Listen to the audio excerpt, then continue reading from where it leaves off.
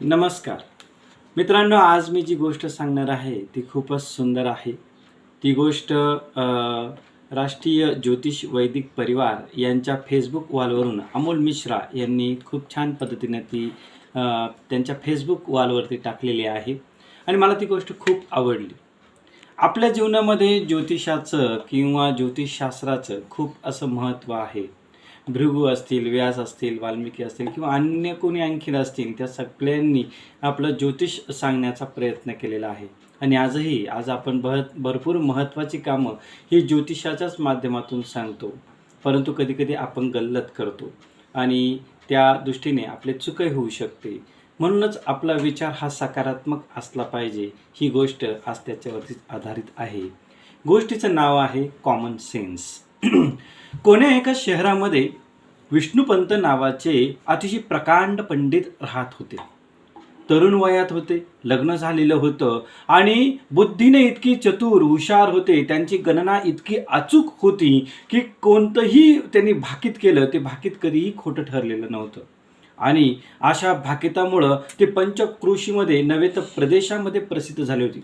त्यांच्या घरासमोर लोकांची रांग लागलेली असायची आणि कोणी ना कोणी कोणत्या ना कोणत्या समस्या घेऊन त्यांच्याजवळ आलेलं असायचं.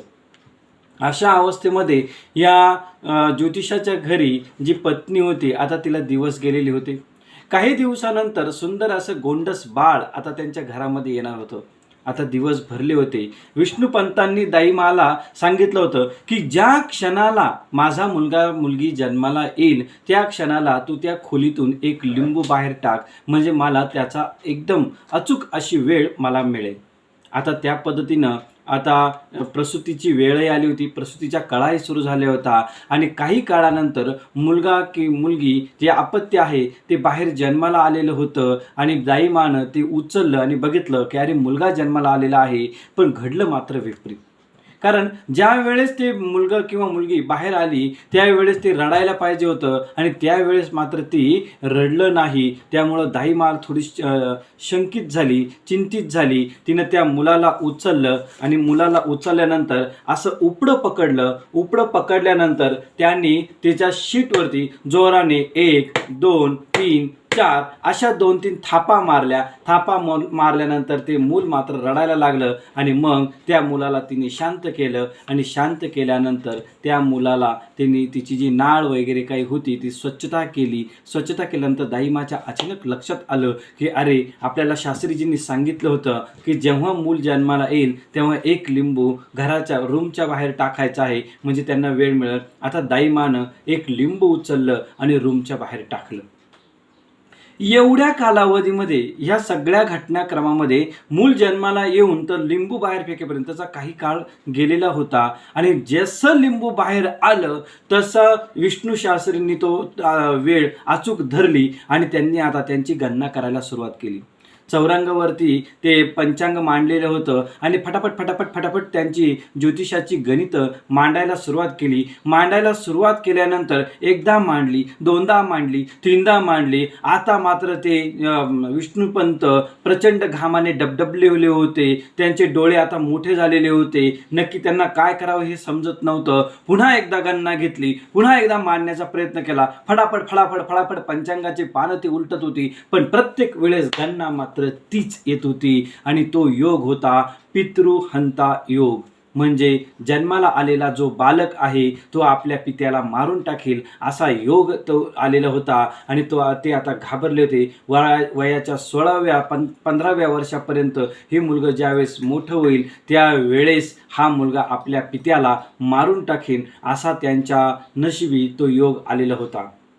आणि त्या क्षणाला विष्णुपंतांनी निर्णय घेतला की अरे आता जर माझ्या घरात जे बाळ जन्माला आलेलं आहे ते बाळ मलाच मारून टाकणार आहे तर त्या बाळाचं तोंड तरी कशाला बघायचं. त्यांनी आपल्या पत्नीला कुठलीही प्रकारची पूर्वसूचना न देता फक्त त्यांनी एकच नोट लिहून ठेवली की या बाळाच्या नशिबात पितृहंता योग आहे आणि त्यामुळं मी आता हे घर सोडून चाललो आहे. 16 वर्षानंतर वेळ मिळाला तर भेटू, देवानं ठेवलं तर आपण पुन्हा एकदा भेटू. आणि त्या काही काळानंतर त्या मातेच्या जवळ ती चिठ्ठी आली. चिठ्ठी बघून मातेला खूप दुःख झालं. परंतु आता पर्याय नव्हता. नवरा सोडून गेला होता, मुलगा नुकताच जन्माला आलेला होता आणि त्या मातेनं आता त्या बाळाला वाढवायला सुरुवात केली. सगळं जेवढं आपल्याकडं ज्ञान आहे ते ज्ञान त्यांनी द्यायला सुरुवात केली. हळूहळू तो मुलगा मोठा होत चालला. मोठा होत चालल्यानंतर त्यानेही ज्योतिषीची विद्या आत्मसात केली. मुळातच ती त्याच्या रक्तातच होती आणि ती त्याने अतिशय सुंदर पद्धतीने मांडण्याचा प्रयत्न केला.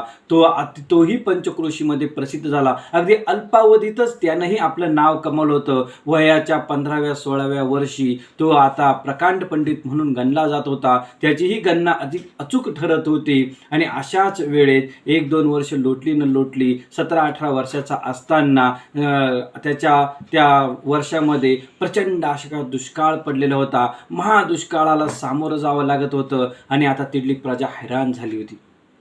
राजानेही आता दौंडी पिटवली की जो कोणी पंडित असेल, जो कोणी ह्या वर्षा ऋतूचं असा निश्चित असं भाकीत करेल आणि त्याच्या भाकितानुसार जर वर्षा म्हणजेच पाऊस जर पडला तर त्याला पाहिजे ती एक वरदान मी त्याला देत आहे.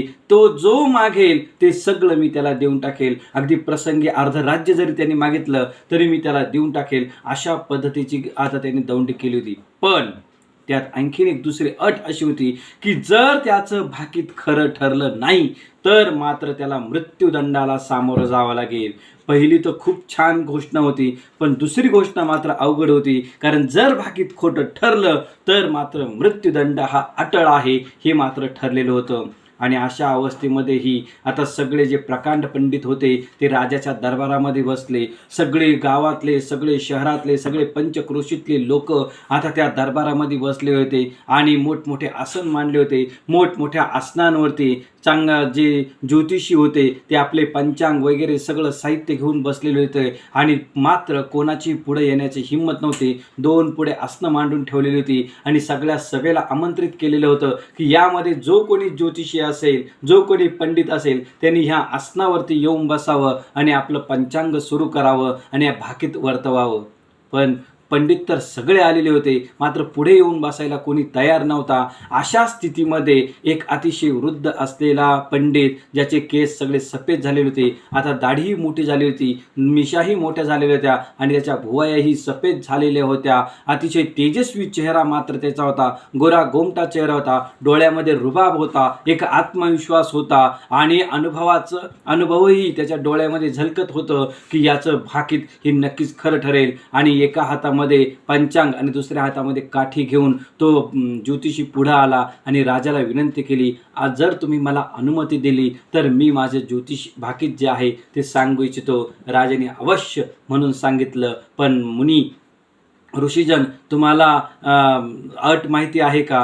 जर तुमचं भाकीत खोटं ठरलं तर मात्र मृत्यूदंडाला तुम्हाला सामोरं जावं लागेल. आणि तो हो म्हटला आणि त्या करारनाम्यावरती सही झाली. आणि सही झाल्यानंतर ज्योतिषानं पंचांग उघडलं. पंचांग उघडल्यानंतर ताबडतोब त्यांनी ती गणना करायला सुरुवात केली. गणना केल्यानंतर, राजन, माझी गणना पूर्ण झालेली आहे, मी माझं भाकीत वर्तवू का? आणि राजाने पुन्हा आज्ञा दिली, हो वर्तवा. आणि त्यावेळेस त्या ऋषींनी, त्या पंडितांनी सांगितलं की राजा, आज एक्झॅक्टली 4 वाजता, अगदी बरोबर 4 वाजता वर्षा ऋतूचं आगमन पृथ्वीवरती होणार आहे. हा त्याचा शब्द संपतो न संपतो त्याच वेळेस राजदरबारातून पुन्हा एक आवाज आला, नाही. आणि सगळे राजदरबार इकडे तिकडे बघायला सुरुवात झाला. कोण नाही म्हटलंय. आणि गर्दीतून एक 17-18 वर्षाचा युवक पुढं आला. युवक पुढं आल्यानंतर त्याने आपल्या डाव्या हाताभोवती एक झोळी बांधली होती. त्याच्यामध्ये पंचांग वगैरे काही साहित्य असावं आणि त्यांनी वरती हात केला आणि सांगितलं, नाही, आज 4 वाजता पाऊस पडणार नाही. आता मात्र जो पंडित होता त्यानेही त्या मुलाकडे आश्चर्याने बघितलं. मुलगा तर अतिशय तेजस्वी, ओजस्वी आणि सुंदर होता. अंगकाठीने तडतडीत होता आणि अशा त्याच्या डोळ्यामध्येही आत्मविश्वास होता. त्याच्या चेहऱ्यावरतीही आत्मविश्वास होता आणि तो अति आत्मविश्वासाने सांगू इच्छित होता की नाही, आज 4 वाजता पाऊस पडणार नाही. अगर राजांची आज्ञा असेल तर मीही माझं भविष्य मांडू इच्छितो. आणि त्यांनी आज्ञा दिली. आज्ञा दिल्यानंतर त्या मुलाने पुन्हा एकदा गणना केली आणि त्यांनी सांगितलं, होय, आज 4 वाजेनंतर काही क्षणांनी पाऊस पडणार आहे. पंडितांनी पुन्हा एकदा सांगितलं, नाही, आज 4 वाजता म्हणजे 4 वाजता बरोबर पाऊस पडणार आहे. पुन्हा एकदा तो तरुण कराडला, नाही, 4 वाजून काही मिनिटांनी हा पाऊस पृथ्वीवरती पडणार आहे. आणि मग आता दुसरं भाकीत वर्तवायला सुरुवात केली. पंडितांनी पुन्हा गणना केली. गणना केल्यानंतर सांगितलं, हा पाऊस इतका भयंकर असेल की याच्यात 50 ग्रॅमपर्यंतच्या गारा पडणार आहे. पुन्हा एकदा मुलाने गणती केली. गणती केल्यानंतर त्यांनी सांगितलं, नाही, हे प्रत्येक गाराचं वजन हे कमीत कमी 45 ते 47 ग्रॅम इतकं असेल, पण 50 ग्रॅमची एकही गार तिथं सापडणार नाही. असं म्हटल्यानंतर आता मात्र सगळीकडे शांतता पसरली होती. नक्की काय घडणार? दोघांमध्ये वाकयुद्ध आता पेटलेलं होतं. आणि अशातच राजाने दोघांनाही थांबवलं. ठीक आहे, हात कंगन को आरसी कैसी, म्हणूनच आता आपण 4 वाजेची वाट बघूया. 4 वाजेनंतर जर पाऊस आला, 4 वाजता जर बरोबर पाऊस आला, तर मात्र तुम्हाला इथं सगळे जण आता त्या 4 वाजेची वाट बघायला लागली. 4 वाजलेले होते. राजाही आतुरतेने वाट बघत होती. 4 वाजले, पण पावसाचा एकही थेंब जमिनीवरती आला नाही. आणि त्या पंडितानं आपली मान खाली घातली. 4 वाजून 5 ते 7 मिनिटं झाली आणि त्यानंतर मात्र लगेच ताबडतोब पावसाची सऱ्या फटाफट फटाफट फटाफट पृथ्वीवरती पडायला सुरुवात झाली. मुलाची भविष्यवाणी अगदी खरी ठरली. आता दुसरा जो होता ते दुसरे भाकीत असं होतं की प्रत्येक गारा ही 50 ग्रॅमची असेल. आणि त्यानंतर पुन्हा गारा पडायला लागल्या. आणि गारा पडल्यानंतर काही गारा सैनिकांनी उचलून आणल्या. त्या प्रत्येक गाराचं वजन करण्यात आलं. आणि वजन केल्यानंतर त्या मुलानं जे भविष्य वर्तवलं होतं, जे भाकीत वर्तवलं होतं, ते अगदी खरं होतं की प्रत्येक गार ही 45 ते 47 ग्रॅमची असेल. आणि त्यावेळेस त्या एकही गार आणलेल्या प्रत्येक गारीपैकी एकही गार 50 ग्रॅमची नव्हती. हे दुसरंही भाकीत आता त्या पंडिताचं खोटं ठरलं. आणि आता पंडिताला कळून चुकलं की आपलं भविष्य, आपलं भाकीत खोटं ठरलेलं आहे आणि आता आपल्याला मृत्यूदंड मिळणार आहे. आणि अशातच राजानं सांगितलं की पंडितजी, तुम्ही वयानं वयोवृद्ध आहात, परंतु आत्ताचा हा तरुण, याचे सगळेच भाकीतं खरी ठरलेले आहेत आणि नियमानुसार तुम्हाला आता मृत्यूदंड देण्यात येत आहे. आणि हे तरुणा, तुझं नाव सांग आणि मला सांग की तुला आता मी कोणतं वरदान देऊ, कोणतं तुला वरदान पाहिजे ते आता तू मागितलं पाहिजे. त्यावेळेस तो तरुण म्हणाला की राजन, तुम्ही मला एक वरदान देणार आहात, जे मला पाहिजे ते तुम्ही देणार आहात. राजा हो म्हणाला. आणि मग त्यांनी सांगितलं की राजन, मला असं वरदान द्या की हे जे पंडित महोदय आहे, या पंडित महोदयांना तुम्ही जे काही मृत्यूदंडाची शिक्षा दिलेली आहे ती रद्द करावी. हीच माझी तुमच्यासाठी मागणी आहे आणि ही रद्द झाल्यानंतर हेच माझं वरदान समजावं. राजालाही आश्चर्यचकित झालं, पण वरदान तर मागायला सांगितलं होतं आणि ते तर देणार होतो. म्हणून राजाने ताबडतोब त्याची मृत्यूदंडाची शिक्षा आता बंद केलेली होती, रद्द केलेली होती. आणि त्यानंतर राजाच्या मनात कुतूहल होतं, सगळ्या दरबारामध्ये कुतूहल होतं की यांनी असा वरदान का मागितलं. त्यावेळेस पुन्हा राजानं कुतूहलानं विचारलं की महोदय, तुमचं नाव सांगा किंवा मग नंतर हे तरी सांगा की तुम्ही ही शिक्षा का रद्द केली. त्यावेळेस त्या मुलानं सांगितलं की राजन, जे पंडित तुमच्यासमोर आहे ते खरोखरच प्रकांड पंडित आहेत, पण ते पंडित असतानाही ते सगळ्यात महत्त्वाचं म्हणजे माझे वडील आहेत आणि वडिलांना मृत्यू मी कसा देऊ शकतो, म्हणूनच त्या शिक्षा मी रद्द करायला सांगितली. त्या वृद्ध म्हाताऱ्याच्या डोळ्यातून अतिशय सरसर सरी व्हायला लागल्या आणि तो रडायला लागला. पण आता इथं पितृत्व जागृत झालं होतं आणि तो वृद्ध म्हाताऱ्याने आता हात पुढे केले, विष्णुपंतांनी हात पुढे केले आणि पटकन आपल्या मुलाला आपल्या काखेत घेतलं आणि ते हमसून रडायला लागले. आणि त्यानंतर त्यांनी सांगितलं, मला हरवलंस रे तू, मला हरवलंस. त्यावेळेस मुलगा पुन्हा एकदा म्हणाला, नाही बाबा, तुम्ही हरले नाही. तुमची आजही गणना बरोबर होती, तुमची कालही गणना बरोबर होती, पण तुमच्यात मात्र एकच चूक होती, ती म्हणजे कॉमन सेन्स. आणि मग आता मात्र त्या पितृने विचारलं की नक्की काय घडलं, असं काय चुकलं माझं की मला सांग की मी नक्की कुठं चुकलो. त्यावेळेस त्या मुलाने सांगितलं की बाबा, तुम्ही ज्यावेळेस गणना केली होती त्यावेळेस पाऊस बरोबर ढगामध्ये 4 वाजताच तयार झाला होता, परंतु तो पृथ्वीवर येण्यासाठी मात्र काही वेळ तर लागेल ना. अगदी सूर्याचा किरणही पृथ्वीवरती येण्यासाठी 7.5 मिनिटाचा वेळ घेतो, तर तो पावसाचा थेंब येण्यासाठी काहीतरी वेळ घेईलच ना.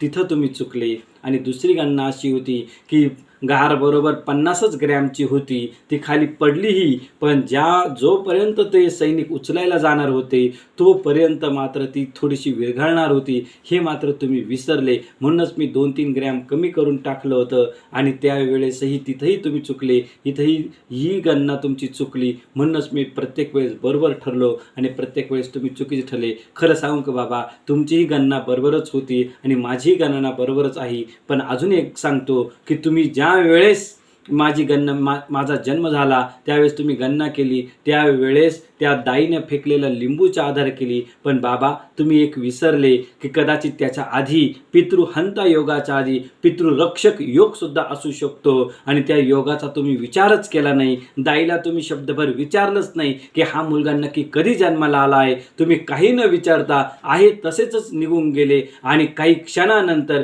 पितृरक्षक योगामधून पितृहंता योगामध्ये रूपांतर झालं आणि तोच योग समजून 16 वर्ष तुम्ही आम्हाला पोरके करून गेलात. बाबा, खरं सांगू, एक थोडासा कॉमन सेन्स जर तुम्ही वापरला असता तर आज आपली 16 वर्ष ताटातूट झाली नसती. मित्रांनो, आपल्या देशामध्ये ज्योतिष खूप प्रसिद्ध आहे, ज्योतिष खूप प्रगत आहे. आपल्या देशातल्या ज्योतिषा इतकं कुठेच महत्त्व नाही. पण थोडासा कॉमन सेन्स आपणही लावला पाहिजे की जे काही आपण कर्म करतो आहोत ते कर्मही त्याच्यावरती प्रभाव टाकत असतं. म्हणूनच आपण आपला कॉमन सेन्स नेहमी जागृत ठेवला पाहिजे. धन्यवाद.